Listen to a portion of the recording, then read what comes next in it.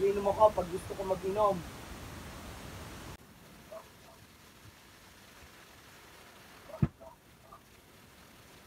Basta ako ang batas. Intindihan mo? Iinom ako pag gusto ko mag-inom. Absent ako pag gusto ko mag-absent. Mga mapipigilan. Kung kailangan ng opinion mo. Sinabi ng mga kapatid ko, mag-rage kami. Sinabi magbibiraws kami. Kung ako mapipigilan, ako ang batas. Ganun ang batas. Hindi mo mapagawak ng pinggan. Pero, batya.